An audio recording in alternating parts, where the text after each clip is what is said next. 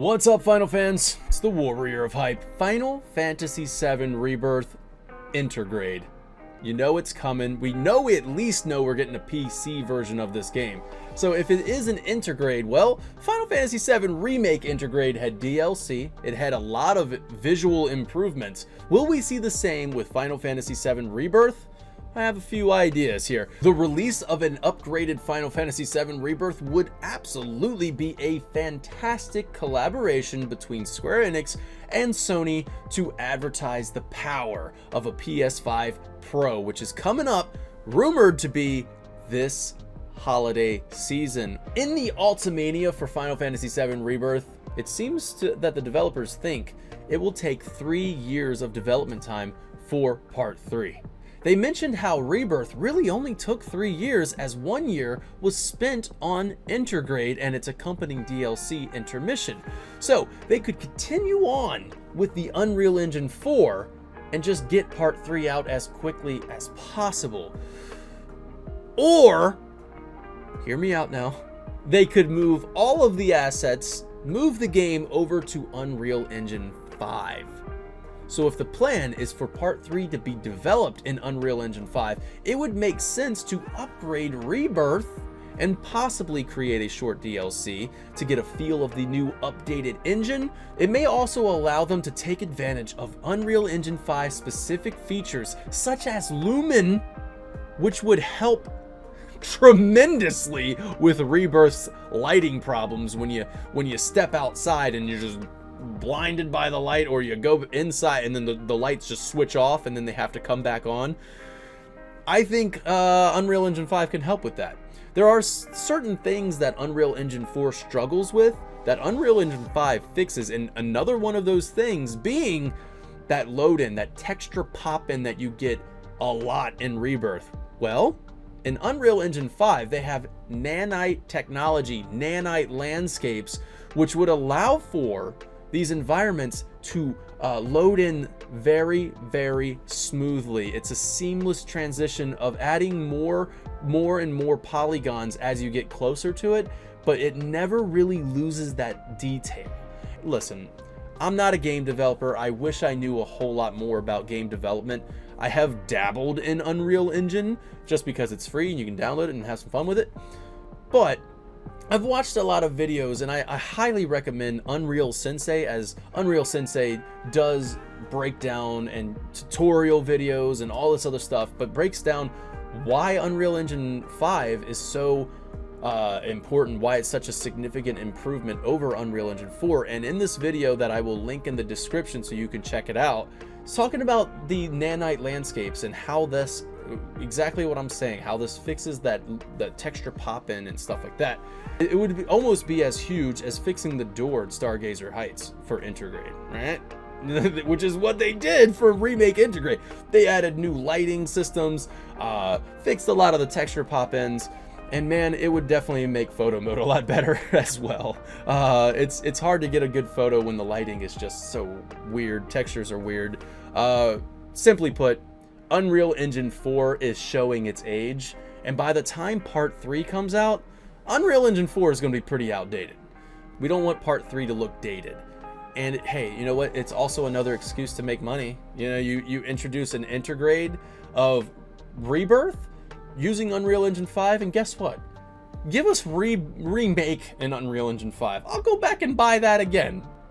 To be clear, I think Rebirth Intergrade can release just like that.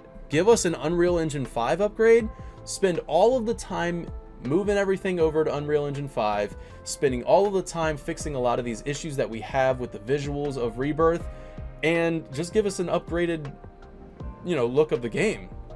You can add in some fun modes that, add like, hey, here's the Intergrade, you're getting this with Intergrade, so it's not just a visual overhaul. You're also getting a new fun game mode. And what could that game mode be? Well, let me tell you what would absolutely work, what would absolutely keep me playing, and I would get on Twitch very, very often, challenging other content creators. Yes, I'm talking about matchmaking for the Gold Saucer, or matchmaking for minigames in general. But if you make matchmaking for Gold Saucer, whoa, of course this could just be as easy as you select the minigame, and then there's a little option for online matchmaking, and you start pairing up with people that that are searching for a match. Or, hear me out for this one. You can create an avatar to be able to explore the Gold Saucer with other user-created avatars in this shared world, this shared Gold Saucer experience. Hold hands and go to the freaking Sky Wheel if you want to with your friends. You know, go to the Wonder Square and challenge them at the G-Bike. Challenge them at, I've already made a video on this, and I mean, you can see the short that I have here. Here's the short. We're talking Battle Arena, where you can do cooperative multiplayer. I choose Cloud, you got Barrett. We got another friend that's coming in as Red 13, and we're taking down super bosses together. Think about the strategy involved. You don't have to change anything. Everybody's individually controlling a party member. They have to individually worry about their ATB bar. Let me tell you about GP and how they can handle that in a live service game where you can buy a season pass. If Square's listening right now, they're like, ooh. But do not try and sell outside of the pass. Don't sell us a $30 outfit. And now you have a multiplayer hub that you can go literally just hang out at the Gold Saucer long after you beat Rebirth. See what I'm saying? Battle Arena, Chocobo Racing, Queen's Blood Online. That is the key right there. If you can make Queen's Blood Online, you got something special. People will keep coming back to Rebirth. But I will say that I think by the time Intergrade comes out, I think Queen's Blood mobile game is already in the works. I think a Queen's Blood mobile game is absolutely going to happen, so it won't be as special to bring it into Rebirth. But still, I think online matchmaking for these mini games, you have so many of them, and a lot of them would just be so much fun as a Mario Party style game night within Final Fantasy VII universe. These mini games, make that happen. Give us the visual improvements and slap the Intergrade sticker on it. I'm buying it. I'm paying full price for it. That's amazing. Now, if you have the time to do it, and you want to do it, give us second Intermission DLC. Let it focus on Vincent as the main character, tying up loose ends with Deep Ground before we go into part 3. We got Hojo and Vice as the main villains, just as Scarlet and Nero were for Yuffie in the first Intermission. Vincent also meets up with the Turks in the Temple of the Ancients during Rebirth. I'd like to know what happens in that. Death doesn't suit a Turk. You know, let me spend some time. What's that conversation like, you know? So I feel like there's something that might have been said there that might set up the DLC. It could take place in between, like after Rebirth, right before part 3, to kind of bridge the gap, like an Intergrade by definition is. So there's that. I mean, it would be also fun to see how Vincent plays. You get your first feel of his combat. I'm predicting probably Devil May Cry, stylish gunslinging, because that's what he looked like in Advent Children. So, but yeah, that's what I got for Final Fantasy VII Rebirth Intergrade. What do you think? What do you guys want to see? Here's a question for you. Here's a dilemma. I know we're all itching. We're all itching to play it. We want part 3 as quickly as possible.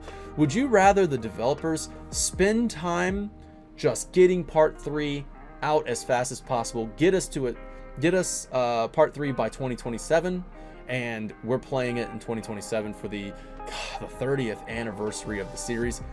Or would you rather them move everything over to Unreal Engine 5, fixing a lot of the visuals that I talked about, a lot of these problems, and making it look the best it can possibly look, and then we get part 3 maybe in 2028. God, it's so hard for me to say. It's so far away. Once again, I'm not a game developer. If you are a game developer, please, I would love to learn. Chime in the comments and let me know, like, hey, it's not as simple as you think bringing in the game from Unreal Engine 4. Because listen, in my mind, I know that it's not. I know that it's not as easy as flipping a switch, right? But when you bring in assets, you can literally just click a button that says activate nanite, or basically enable nanite. I mean, we're talking about a completed video game, not just one that's in the works. We're talking about bringing in a completed Unreal Engine 4 game, as Rebirth is, and then updating it that way. Let me know in the comments. I'm very curious. Thank you so much for watching. Take care now. Bye bye then.